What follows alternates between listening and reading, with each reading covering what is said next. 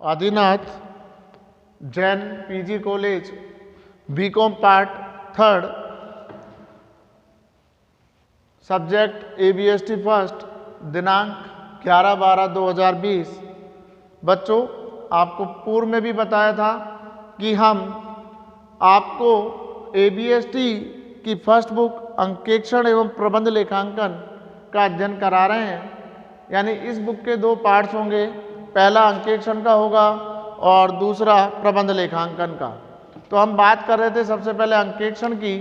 तो सबसे पहले हमने सीखा अंकेक्षण क्या होता है, फिर हमने अशुद्धि और गमन सीखा, और अशुद्धि और गमन के बाद कल हमने अंकेक्षण के लाभ, हानि और अंकेक्षण के प्रकार पढ़े।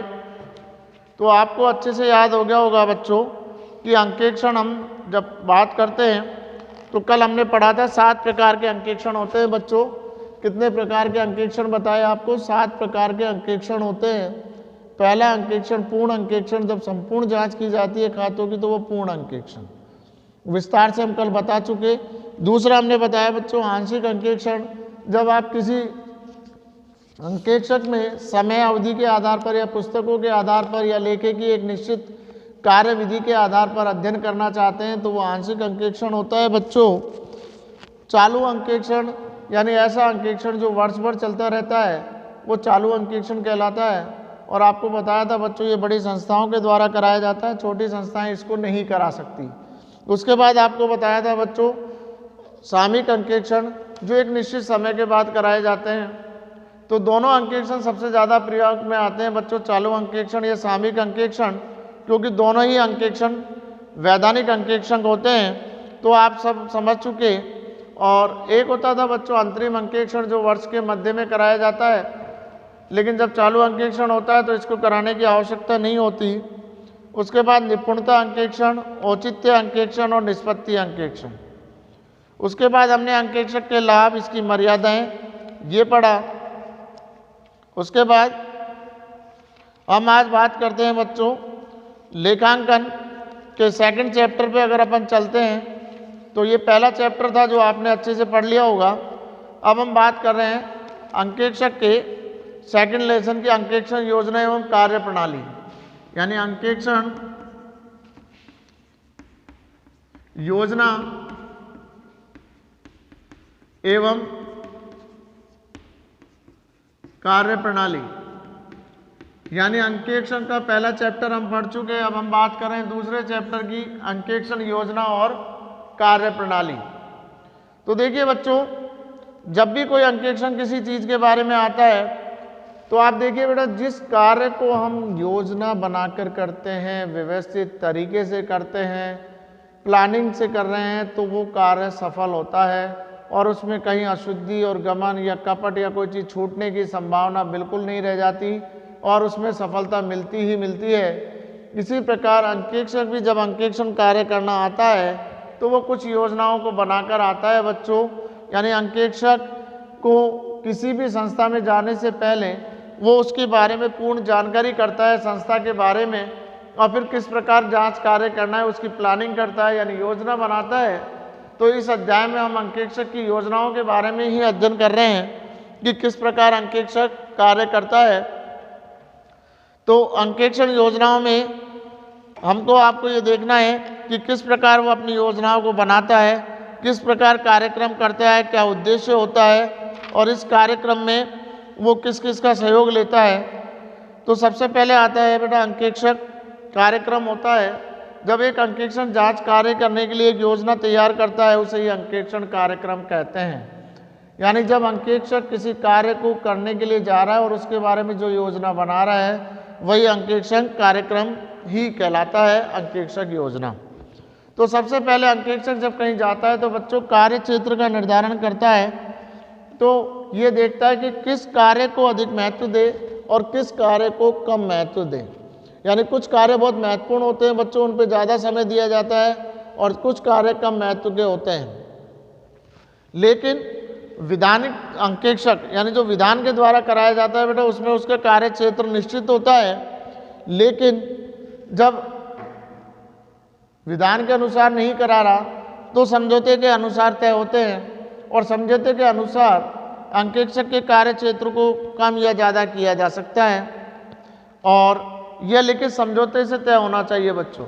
देखिए, मौखिक समझौते का कोई आधार नहीं होता और न्यायालय में कोई प्रमाण नहीं होता, इसलिए अंकेक्षक और नियोक्ता के मध्य कार्य क्षेत्र का निर्धारण लिखित में हो जाना चाहिए कि किन किन कार्यों की जांच होगी और किन किन की नहीं होगी।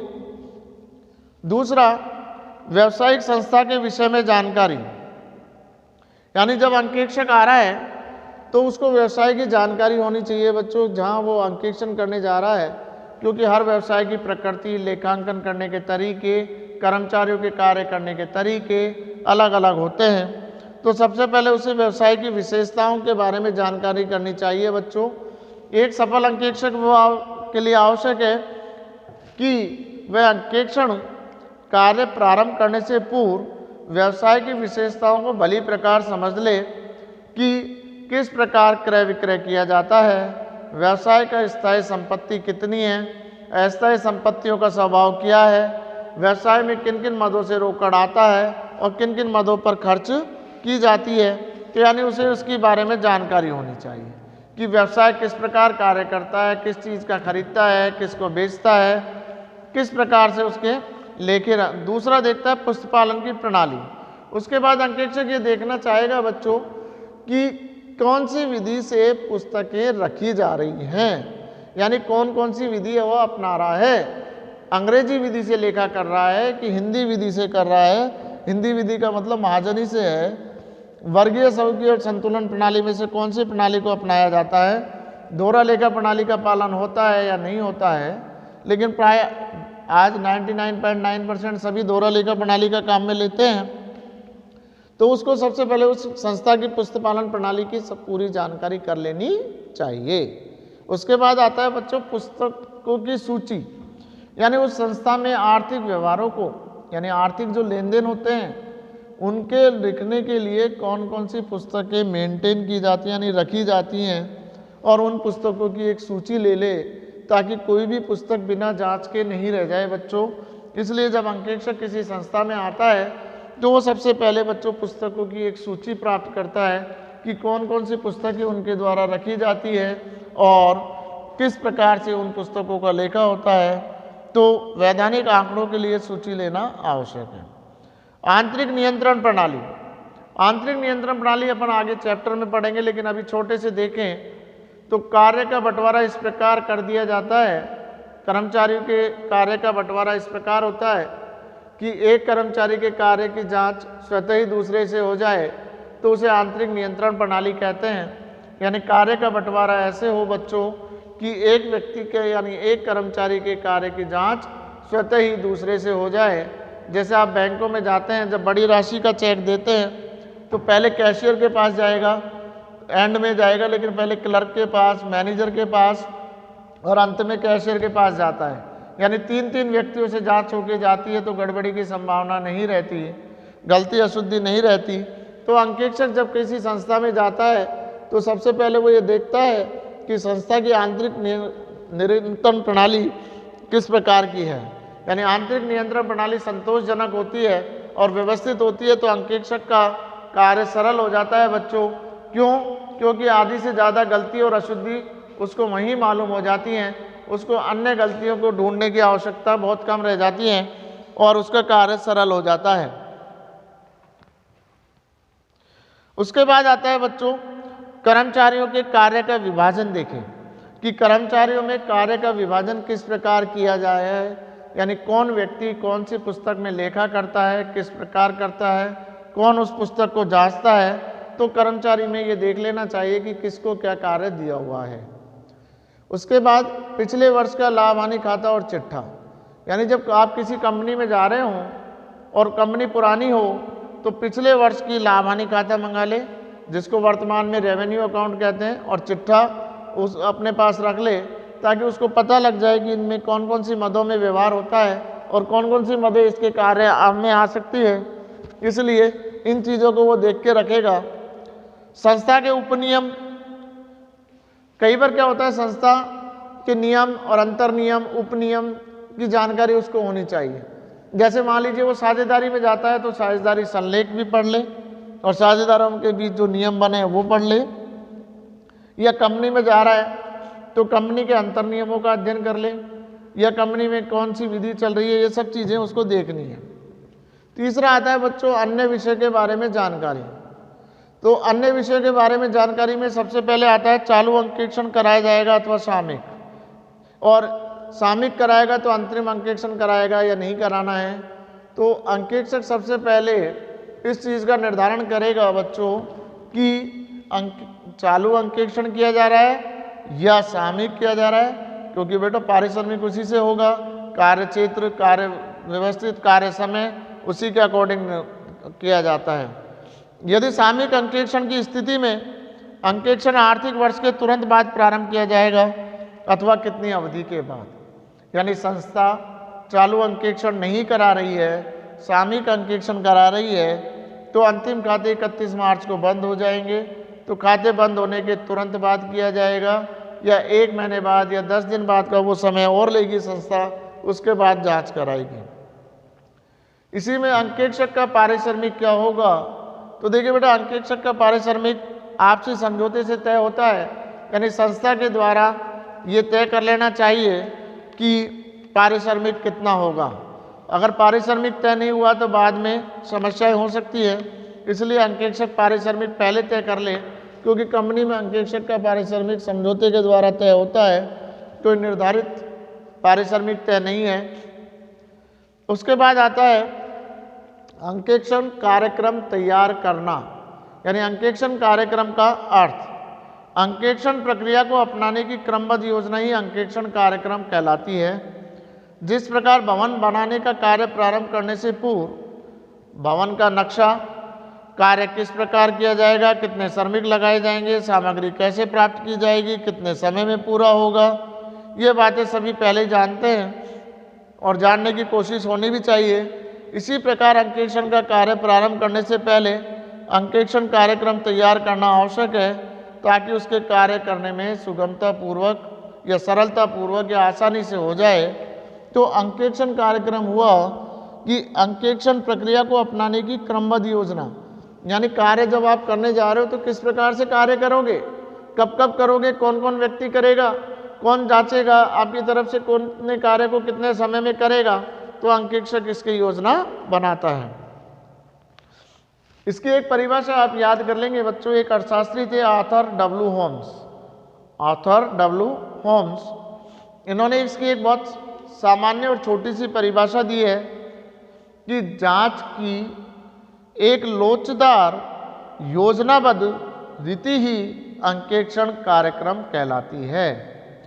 दोबारा सुन लें, जांच की एक लोचदार योजनाबद्ध रीति ही अंकेक्षण कार्यक्रम कहलाती है।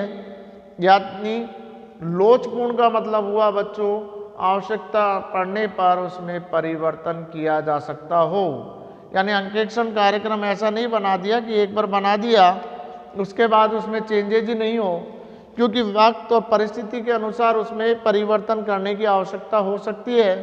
तो उसको आप क्या करें, लोचपूर्णता रखें, यानी भविष्य में उसकी ज़रूरत पड़े तो हम उसमें संशोधन कर सकें।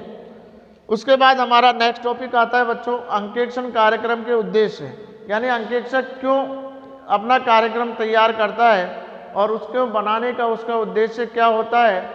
तो इन चीज़ों को अपन को देखना होगा कि अंकेक्षण कार्यक्रम का उद्देश्य क्या होता है। तो वैसे तो कई उद्देश्य होते हैं, लेकिन अंतर्राष्ट्रीय अंकेक्षण व्यवहार समिति ने निम्नलिखित उद्देश्यों के लिए विशेष ध्यान आकर्षित किया है। पहला, ग्राहक की लेखा प्रणाली, यानी ग्राहक की लेखा प्रणालियाँ, नीतियाँ तथा आंतरिक नियंत्रण प्राविधियों के संबंध में जानकारी करना, यानी ग्राहक ने कौन कौन सी नीतियाँ लेखों के लिए बनाई है, आंतरिक नियंत्रण प्रणाली क्या है, कौन सी टेक्नोलॉजी से वो नियंत्रण कर रहा है, क्या प्रविधि काम में ले रहा है, ये सब चीज़ों की जानकारी करना। दूसरा, आंतरिक नियंत्रण पर किस सीमा तक निर्भर रह सकता है अंकेक्षक, क्योंकि अभी हमने आपको बताया कि अगर आंतरिक नियंत्रण प्रणाली अगर किसी संस्था में अपनाई जा रही है और वो आंतरिक नियंत्रण प्रणाली अच्छी हो तो अंकेक्षक उस पर निर्भर रह सकता है। संपूर्ण कार्य को समन्वित करेगा, यानी अंकेक्षक जितना भी कार्य करता है उसको समन्वित का मतलब कोऑर्डिनेशन एक जगह हो जाता है। और अंकेक्षण जो प्रविधि अपनाएगा, यानी जो टेक्निक्स अपनाएगा, उसका स्वभाव, समय और सीमा निर्धारित हो जाती है। उसके बाद एक अच्छे कार्यक्रम के लिए कुछ विशेषताएं होती हैं, यानी जब अंकेक्षण कार्यक्रम बना रहा हो तो किन बातों को उसको ध्यान में रखना चाहिए, तो उसके बारे में अपन अगर बात करें, कई बार क्वेश्चन पूछ लेता है बच्चों, किस तरीके से पूछेगा आपसे, एक उत्तम मतलब श्रेष्ठ अंकेक्षण कार्यक्रम के लिए आवश्यक तत्व या बातों के बारे में स्पष्टता रूप बताइए, या एक अच्छे अंकेक्षण कार्यक्रम की विशेषताएं बताइए। तो पहला आता है बच्चों स्पष्टता। स्पष्टता का मतलब अंकेक्षण कार्यक्रम बिल्कुल स्पष्ट होना चाहिए और अंकेक्षक के जो कर्मचारी हैं उनको वो समझ में आए कि यानी वो क्या चीज़ कहना चाह रहा है, क्या आपसे काम करवाना चाह रहे हैं, कितनी अवधि में करवाना चाह रहा है। तो जो अंकेक्षण कार्यक्रम स्पष्ट होना चाहिए ताकि वो अंकेक्षक को और उसके स्टाफ को समझ में आ जाए।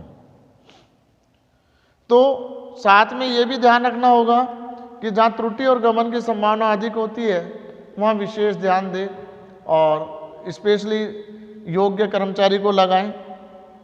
दूसरा उसके बाद आता है विभागों में बंटवारा, यानी अंकेक्षण कार्यक्रम लेके के विभिन्न वस्तुओं के अनुसार विभिन्न भागों में बटा होगा, यानी विभिन्न पहलुओं के आधार पर बटा होगा बच्चों। जैसे रोकड़ विभाग की जांच कौन करेगा, क्रय विभाग की जांच कौन करेगा, विक्रय विभाग की जांच कौन करेगा, क्योंकि ये विशिष्टीकरण के लाभ हो जाते हैं। तो देखिए बच्चों, जब हम किसी एक कर्मचारी से अंकेक्षक अपने स्टाफ से एक ही कार्य कराता है तो वो स्टाफ उस कार्य में निपुण हो जाता है। तो अंकेक्षक ये देखता है कि विभागों का बंटवारा किस प्रकार किया जाए और ये बताया जाए कि प्रत्येक के संबंध में किसको कितना और किस प्रकार कार्य करना है, यानी कितना काम करना है, कब करना है, किसके द्वारा करना है, ये निर्धारित हो। तीसरा लेखे प्रपत्रों का न्याय सिद्ध प्रभाव। अंकेक्षक ये देखना चाहिए कि व्यवहार शुरू से होने लेकर अंत तक जितनी भी क्रियाएं उसमें की है उन सब की जांच हो जाए। यानी माल का आदेश दिया आपने और माल को आदेश करके मंगाया और बेचा, तो ये सारी क्रियाओं की जांच हो जाए, यानी कोई भी लेखा प्रपत्र छूटे नहीं। व्यवहार जहाँ से शुरुआत हुई है वहाँ से जांच कार्य चले और जहाँ पर व्यवहार खत्म होता है वो वहाँ तक उसकी सारे खातों की जांच हो जाए। जैसे मैंने अभी कहा कि माल मंगाया तो क्रय, आपने माल का आदेश दिया तो क्रय की जांच करिए, आदेश दिया तो माल प्राप्त हुआ या नहीं हुआ, कब माल प्राप्त हुआ, तो इन सब चीज़ों को देखें कि सबकी जांच हो जाए। और जब भुगतान किया तो रसीद दी, भुगतान लिया तो रसीद ली या नहीं ली, तो एक एक चीज़ की जांच हो जानी चाहिए। और प्रपत्रों पर होती है बच्चों जांच, बिना प्रपत्र के नहीं होता, क्योंकि किसी भी चीज़ का अगर आपने सौदा किया है तो उसका प्रमाण होना जरूरी है। यानी आपने किसी व्यक्ति को धनराशि चुकाई तो आपके पास उसकी रसीद होनी चाहिए। उसके बाद तारीख, हस्ताक्षर आदि के लिए अलग अलग कलम होना चाहिए। यानी अंकेक्षक जो कार्यक्रम बनाए उसमें ये तय करे कि कौन सा कर्मचारी किस तारीख को गया, क्या काम किया और वह उस पर हस्ताक्षर करे, ताकि कभी कोई कर्मचारी चला भी जाए तो उससे कोई फर्क नहीं पड़े।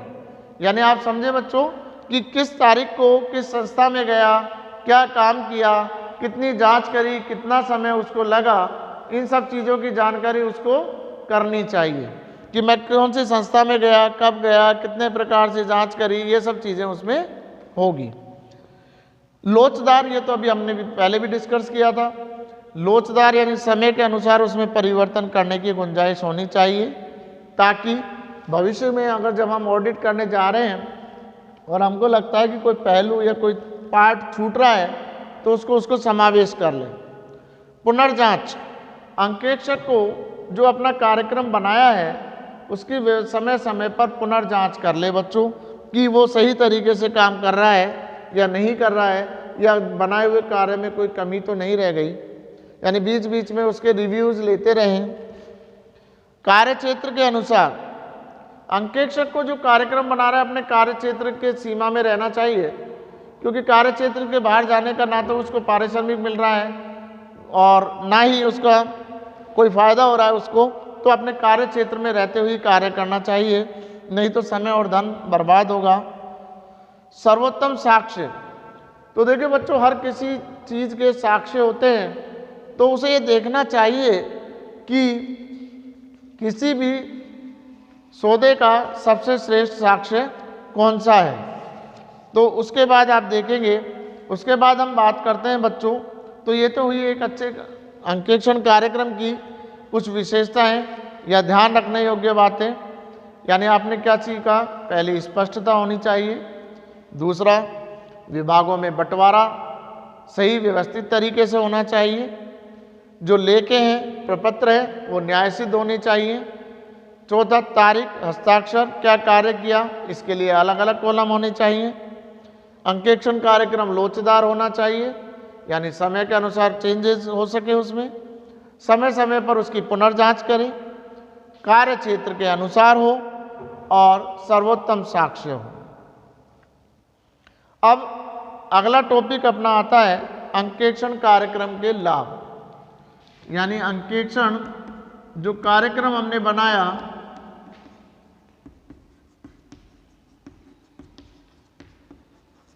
उसके कुछ लाभ, यानी अंकेक्षक जो योजना बना के गया उसके कुछ लाभ भी मिले या नहीं मिले।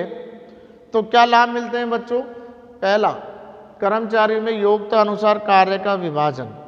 आपने देखा बच्चों, अभी हमने बताया, फिर समझिएगा, किसी व्यक्ति से लगातार एक ही कार्य को कराया जाए तो वो उस कार्य में निपुण हो जाता है, और जो व्यक्ति जिस कार्य में निपुण हो जाता है उसमें उसको कार्य करने में समय भी कम लगता है और व्यवस्थित तरीके से भी वो आपको करके देगा और आसानी से करेगा।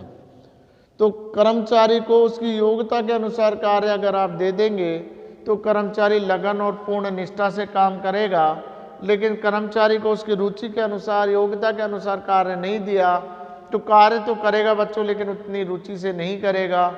और हम जानते हैं अंकेक्षण कार्य एक बहुत जटिल प्रक्रिया है और इस जटिल प्रक्रिया को सरल बनाने के लिए योग्यता अनुसार कर्मचारियों में कार्य का विभाजन हो जाता है। दूसरा आता है बच्चों उत्तरदायित्व निश्चित करना। जब हम अंकेक्षण कार्यक्रम करते हैं तो हम कार्य का बंटवारा कर देते हैं कर्मचारियों के मध्य, यानी अंकेक्षक ये निर्धारित कर देता है बच्चों कि कौन सा कार्य किस व्यक्ति के द्वारा कब किया गया।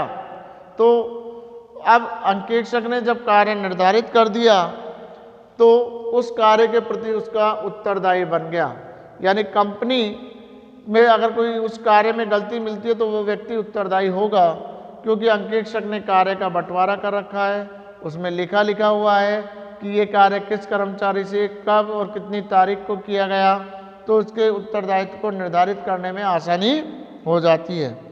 अंकेक्षक को कार्य की प्रगति का पता लग जाता है कि कितना कार्य समय समय पर हो चुका, कितना कार्य होना बाकी है और कितना समय हमारे पास बचा है। तो इससे अंकेक्षक समय का सदुपयोग कर लेगा, और जब समय का सदुपयोग होगा बच्चों तो कार्य भी बहुत अच्छे तरीके से होंगे, और तो इससे अंकेक्षक का समय भी बच जाएगा, तो कार्य की प्रगति पता लग जाती है। कर्मचारियों के परिवर्तन का अंकेक्षण पर कोई प्रभाव नहीं। जैसा मैंने बताया बच्चों, जब अंकेक्षक छोड़ के चला गया, अंकेक्षक का कोई स्टाफ छोड़कर चला गया तो उससे कोई फर्क नहीं होगा, क्योंकि अंकेक्षक को पता है इसने कितना काम कर दिया, लेखा जोखा हमारे पास है, कब छोड़कर गया वहां तक इसने कितना काम कर दिया। कार्य में एक रूपता बनी रहती है बच्चों, यानी अगर किसी अंकेक्षण को दोबारा उसी संस्था का अंकेक्षण करना हो तो कार्यक्रम तैयार है और आसानी से बन जाता है और एक रूपता उसमें बनी रहती है। न्यायालय में रक्षा, यानी अंकेक्षक के खिलाफ अगर कभी कोर्ट केस हो जाए तो वो न्यायालय में सुरक्षा के लिए इसको प्रस्तुत साक्ष्य के रूप में कर सकता है कि हमने तो ये कार्य किया लेकिन बाई चांस इसमें कोई गलती रह गई, तो अंकेक्षक ये सिद्ध कर सकता है कि मेरी कोई लापरवाही नहीं है, यह जांच कार्य हमने नहीं किया, ऐसा नहीं है, क्योंकि न्यायालय में उसके पास साक्ष्य के रूप में कार्यक्रम उपस्थित होता है। फिर आता है संपूर्ण जांच। देखिए बच्चों, जब हम लिखित में लिख रहे हैं कि कौन सा कार्य किस व्यक्ति को करेंगे, तो हमको पहले ही पता है कि कौन व्यक्ति कौन सा काम करेगा, कितने समय में करेगा, तो उस कार्य की छूटने की संभावना ही नहीं बचती। उसके बाद समय की बचत होती है। तो ये तो आप सब जानते हैं बेटा, जो प्लानिंग से व्यवस्थित तरीके से जो व्यक्ति चलता है वो समय को बचा के चलता है। पुनर्निरीक्षण की सुविधा होती है, यानी कमी उस उपकरण में कभी कमी रह जाती है तो आप उसमें चेंजेस कर सकते हैं। फिर अंकेक्षण सिद्धांतों का पालन हो जाता है, यानी अंकेक्षण कार्यक्रम ये विश्वास दिलाता है कि अंकेक्षण कार्य अंकेक्षण सिद्धांतों का पालन किया है, क्योंकि अगर पालन नहीं किया तो अंकेक्षक फंस सकता है खुद ही। इसलिए जितने भी नियम और लेखे और जो सिद्धांत होते हैं उनका पालन किया जाता है इसमें, तो इसके लिए नियम और सिद्धांतों का पालन हो जाता है। उसके बाद अंकेक्षण कार्यक्रम से कुछ हानि होती है। पहली हानि आती है बच्चों, कार्य का यंत्रवंत होना, यानी कार्य अव्यवस्थित हो जाता है। और व्यवसाय यदि अंकेक्षक के दौरान परिस्थितियां उत्पन्न हो जाती हैं तो उनको ध्यान नहीं रखा जाता तो कार्य अव्यवस्थित हो जाता है। उसके बाद कर्मचारी स्वतंत्र निर्णय लेने के लिए प्रोत्साहन का अभाव होता है, यानी अंकेक्षक का कर्मचारी उतना ही काम करेगा जितना अंकेक्षक ने बताया है। बाई चांस उसने अपने काम से कर दिया और वो गलत हो गया तो उसको बिना बात डांट पड़ेगी, जिम्मेवारी होगी। तो अंकेक्षक का जो स्टाफ है, यानी जो कर्मचारी है, वो उतना ही काम करता है जितना उसको बताया गया है, उसी विधि का उसी तकनीक का प्रयोग करता है जो अंकेक्षक ने बताया है। रचनात्मक चिंतन का अभाव होता है उसमें, यानी वो खुद के दिमाग का, सोच का, रचनात्मक चिंतन का प्रयोग नहीं करता। और स्टाफ पूर्व निर्धारित मार्ग की कमजोरियों से प्रदर्शित हो जाती है और संस्था के कर्मचारी इसका फायदा उठा सकता है। नैतिक प्रभाव में कमी, यानी अंकेक्षण कार्यक्रम व्यवसाय के कर्मचारियों को ज्ञात हो जाता है कि अंकेक्षण सीमाओं का पता चल जाता है और अगर उसमें कोई कमी रह गई तो उसका फायदा उठा लेता है। छल कपट का प्रकट न होना, जब रचनात्मक चिंतन नहीं हुआ, स्वतंत्र निर्णय नहीं हुआ, तो आप देखिए बच्चों अशुद्धि भी कम पकड़ में आएंगी, छल कपट भी कम होगी। अयोग्यता प्रकट न होना, कर्मचारी की अयोग्यता है प्रकट नहीं होगी, क्योंकि वो तो कह देगा कि जितना काम करा है उतना ही है, क्योंकि उससे रचनात्मक चिंतन हो नहीं रहा, उसकी खुद की कैपेसिटी हो नहीं रही। और कभी कभी न्यायालय में अंकेक्षक के खिलाफ भी हो जाता है, यानी अगर कोई बात आपसे अंकेक्षण कार्यक्रम में छूट गई तो वो आपके खिलाफ भी जा सकती हैं, तो वो आपके खिलाफ भी नुकसान के लिए हो सकती हैं। इसलिए अंकेक्षक को कार्यक्रम बनाते वक्त बहुत व्यवस्थित तरीके से देखना चाहिए। तो देखिए बच्चों, आप समझ गए कि अंकेक्षण कार्यक्रम यानी योजना, जांच की एक लिखित व्यवस्थित योजना बनाना ही अंकेक्षण कार्यक्रम कहलाता है। तो अंकेक्षण कार्यक्रम संस्था के कार्य प्रारंभ होने से जहाँ पर अंकेक्षण कार्य समाप्त होता है वहाँ तक के लिए किया जाता है बच्चों। और अंकेक्षण कार्य बनाने से कार्य सरल हो जाता है, व्यवस्थित हो जाता है, सुचारू रूप से चलता है। तो बच्चों आप लोग बुक ले लीजिए और जो आपको नियमित रूप से पढ़ाया जा रहा है उसका अध्ययन करते रहिए, ताकि आप पेपरों में अच्छे नंबर प्राप्त कर सकें और नियमित अभ्यास करने की आदत डालें। और बुक आपको बताई दी बच्चों, पहले भी बताया कि आपकी बुक का नाम है अंकेक्षण एवं प्रबंध लेखांकन और आरबीडी पब्लिकेशन की ये बुक है। तो आप इसको ले लीजिए और जो आपको बताया जा रहा है उसके अकॉर्डिंग आप अपने नोट्स तैयार कीजिए और अपनी एक नोटबुक बना ले बच्चों, वो ज़्यादा अच्छी रहेगी ताकि परीक्षा के समय आप उसको कर सकें और आपको उसमें कोई कमी रह गई हो तो उसको ध्यान दे सकें। तो इसलिए आपको क्या करना है बच्चों, एक नोटबुक लेनी है और जो यहाँ डेली अध्ययन कराया जा रहा है उसको आपको उस नोटबुक में अध्ययन करना है। और कहीं किसी प्रकार की समस्या हो तो आप कॉल कर लें या कभी विद्यालय में आके संपर्क कर सकते हैं, समस्या पूछ सकते हैं। लेकिन पढ़ना आपको बच्चों, ये आप सब जानते हैं कि बिना तैयारी के, बिना प्लानिंग से आप भी अगर नहीं पढ़े तो नंबर नहीं आएगा। आपने आप अंकेक्षण योजना पढ़ी तो आप अपनी कार्य की, अपनी अध्ययन की भी योजना बनाएं और नियमित रूप से पढ़ने की आदतें डालें और आपके पेपर होंगे, निश्चित होंगे। और 100 नंबर का ये पेपर है, आप सब देख चुके, पहले भी जानते हैं। धन्यवाद।